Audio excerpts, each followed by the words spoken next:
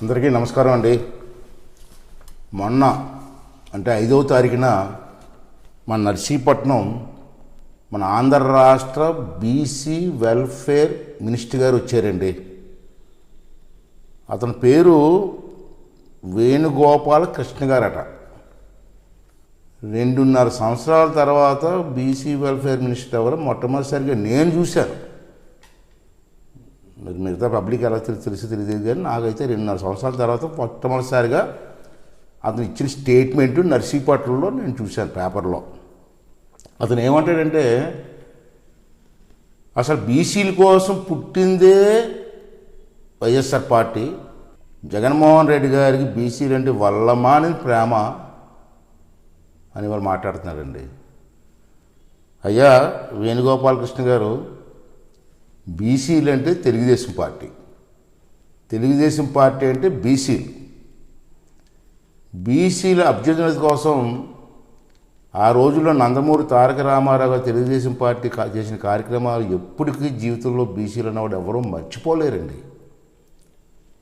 మీ జగన్మోహన్ రెడ్డి ఒక పనికిమానుడు కాబట్టి బీసీలు అంతా కలిసి ఉంటే తెలుగుదేశం పార్టీని ఏమి చేయలేం కాబట్టి బీసీల్లో రాజకీయాలు చేసి చీలిక తీసుకురావడం కోసం మీరు చేస్తున్న ప్రయత్నం ఇప్పటికీ నెరవేరదు, ఆశలు పెట్టుకోవద్దని చెప్పి మనం చేస్తున్నాను.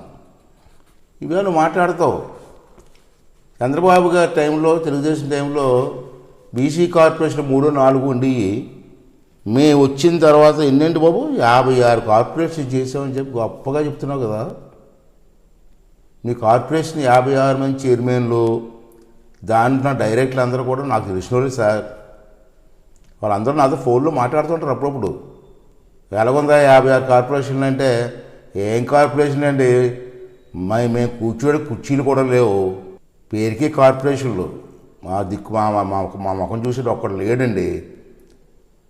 అప్పుడే కార్పొరేషన్లు ఇచ్చి దగ్గర 8 నెలలు 9 నెలలు 1 సంవత్సరం వరకు అయిపోతుంది కదా. ఎవరికి ఒక పాపాన లోన్ కూడా ఇచ్చుకునే పరిస్థితి లేవండి.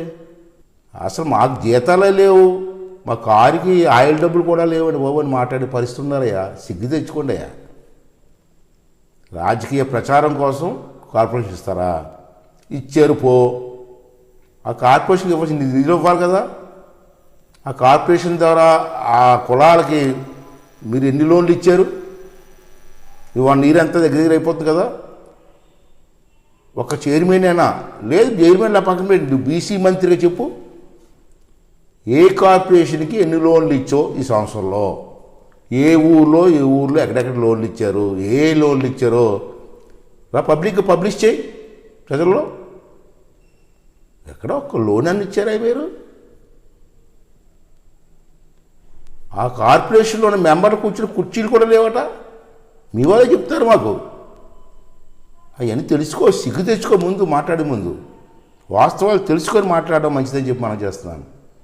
బీసీల కోసం రాజకీయ చైతన్యం తీసుకొచ్చింది ఎన్టీ రామారావు కదా. ఆ రోజు ఎన్టీ రామారావు గారు చంద్రబాబు నాయుడు గారు ఆలోచన విధానంతో రాజకీయాల్లో బీసీలు రావాలని ఉద్దేశంతో 33% రిజర్వేషన్లు ఇచ్చింది రాజకీయాల్లో తెలుగుదేశం పార్టీ కదా. ఆ విషయం మీకు తెలియదా? బీసీలకు తెలియదా? ఆ రోజు చంద్రబాబు నాయుడు గారు బీసీలకి బీసీ కార్పొరేషన్ ద్వారా ఎన్ని లోన్లు ఇచ్చామయ్యా? దాని లిస్ట్ ఉందిరా, తీ. గత ప్రభుత్వంలో మెయిన్ లోన్లు ఇచ్చాం, ఎంత డబ్బు ఖర్చు పెట్టాం, మీరు వచ్చిన తర్వాత 2.5 సంవత్సరాల్లో బీసీలకి ఎంత ఖర్చు పెట్టారు, ఏం చేశారు, తీ లిస్ట్. రా డిబేట్కి రా, నేను రెడీగా ఉన్నా డిబేట్ చేయడానికి. నేను కానీ అచ్చెన్నాయుడు గారు కానీ కొల్లు రవీంద్ర కానీ ఎంత రెడీగా ఉన్నాం డిబేట్ చేయడానికి. రా, నువ్వు రా, దమ్ముంటే చెప్పు. ఆ రోజు ఆదరణ పథకం, బ్రహ్మాండ పథకం పెట్టాం. అన్ని కుల వృత్తులు చేసుకున్న బీసీలందరికీ కూడా వాళ్ళకి కావాల్సిన వస్తువులు కూడా ఇచ్చాం. దానికోసం సుమారు 4,000 కోట్లు పైగా ఖర్చు పెట్టాం. మరి మీ ప్రభుత్వం వచ్చిన తర్వాత ఆ పథకాన్ని ఎందుకు రద్దు చేశారు? ఆ పథకం వల్ల బీసీలకు ఉపయోగపడుతుంది కదా. మీ ప్రభుత్వం వచ్చిన తర్వాత ఈ పథకాలు ఎందుకు అమలు చేయలేదు, ఎందుకు ఆఫ్ చేశారు, ఎందుకు బడ్జెట్ కేటాయింపు చేయలేదు? నువ్వు చెప్పు. ఒక బాధ్యత గల బీసీ మంత్రిగా మాట్లాడవయ్యా. సుళ్ళు మాట్లాడడం కాదు, ఏది ప్రెస్ ముందుకు వచ్చాం కాబట్టి ఏది మాట్లాడడం కాదు. పెళ్లి కానుక ఇది మంచి కార్యక్రమం. మన ఆడపడుచులకు పెళ్లిలో కానుక ఇవ్వాలనే ఉద్దేశంతో బీసీ వధువులకు పెళ్లి కానుకగా 35,000 రూపాయలు అందించిన సంగతి మర్చిపోయాడు. ఎంతమందికి ఉపయోగపడింది, ఎంతమంది ఆనందపడ్డారు. మరి మీ ప్రభుత్వం వచ్చిన తర్వాత పెళ్లి కానుక ఎందుకు రద్దు చేసావు చెప్పు? డబ్బులు లేక,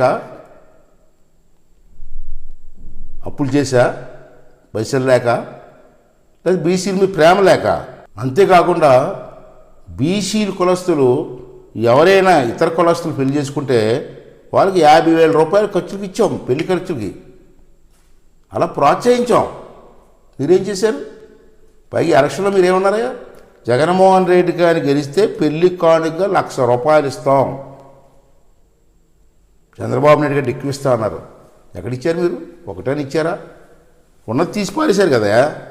అంతేకాకుండా బీసీ కార్పొరేషన్ నిధులు బీసీలు ఖర్చు పెడతాం.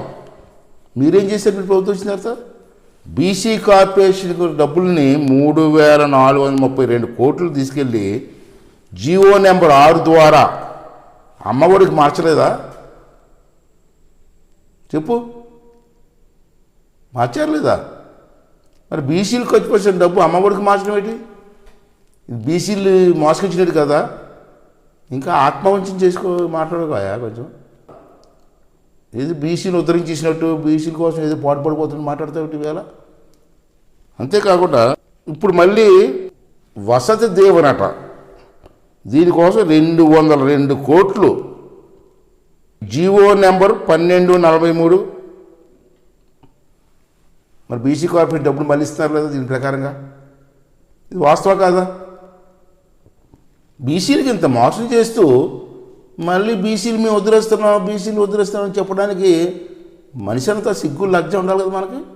అందులో నర్సీపట్నం వచ్చిపోయి ప్రగల్భాలు ఏదో ఓడబెడిసేసినట్టు. అసలు బీసీలు చదువుకుంటే బాగుపడతారు అని నిన్న నిజమే, దాంట్లో అనుమానం లేదు. బీసీలే కాదు, ఏ కులస్తులైనా చదువుకుంటే జీవితంలో బాగుపడతారు, ఆ కుటుంబాలు బాగుపడతాయి. ఆ కాన్సెప్ట్ అందరూ కూడా బుర్ర ఉన్నవాడు ఎవడైనా ఒప్పుకుంటాడు. కానీ మీరు వచ్చిన తర్వాత ఎడ్యుకేషన్ని ఏ విధంగా ఇంప్రూవ్ చేశారు చెప్పు? ఒకసారి చెప్పు.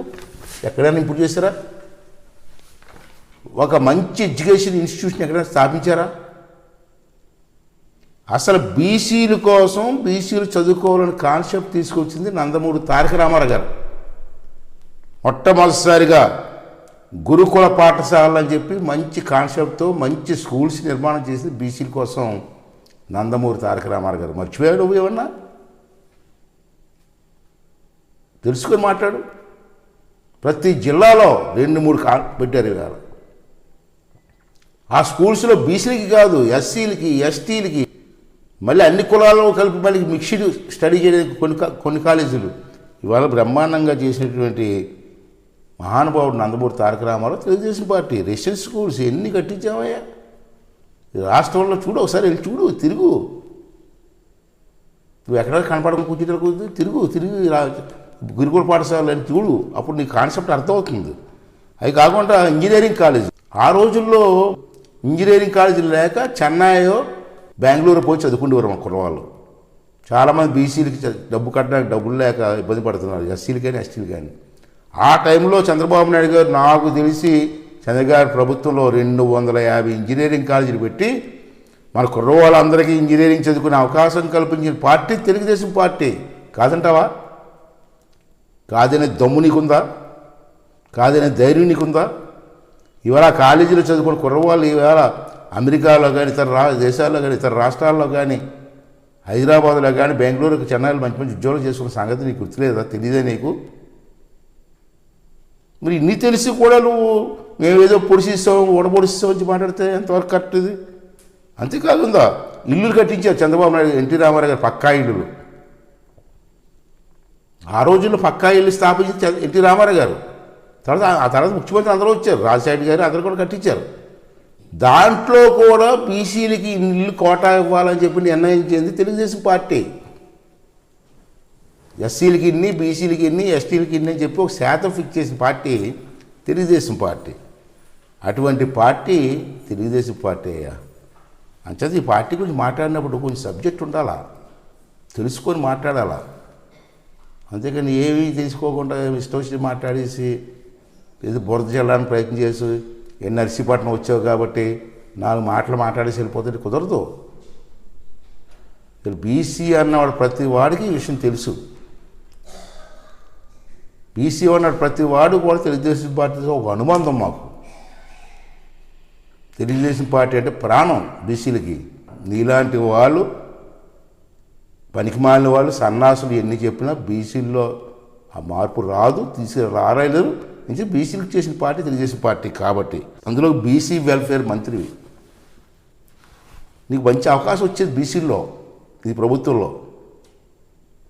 అంచేది గతంలో బీసీల కోసం గత ప్రభుత్వాలు ఏం చేశాయి, ఏ కార్యక్రమాలు చేశాయి, అంతకంటే మెరుగ్గా నేను చేయగలనా లేదా అని ఆలోచించు. గతంలో గంటకు మెరుగ్గా చేస్తే నీకు మంచి పేరు వస్తుంది కదా. ఏమీ చేయకుండా డబ్బా కొట్టుకుంటే ఎన్నాళ్ళు డబ్బా కొడతావు? మంచిది కాదు అండి. బీసీ మంత్రి గారు వేణుగోపాలకృష్ణ గారు ఒకసారి స్టడీ చేయండి. స్టడీ చేసి ఇంకా బెటర్గా బీసీల కోసం ఆలోచన చేయాలో చెప్పండి. బీసీలుగా మేము కూడా మీకు సపోర్ట్ చేస్తాం, దాంట్లో అనుమానం లేదు. అందుకని ఏమి చేయకుండా మాత్రం పిట్టకథలు చెప్పకండి, అరికథలు చెప్పకండి. దయించి రాబోయే రోజుల్లో ఒక పద్ధతిగా ఒక హోందాగా మాట్లాడడం నేర్చుకోమని చెప్పి ఒక బీసీ మంత్రి గారికి ఒక బీసీగా నేను రిక్వెస్ట్ చేస్తానండి. థ్యాంక్ యూ అండి.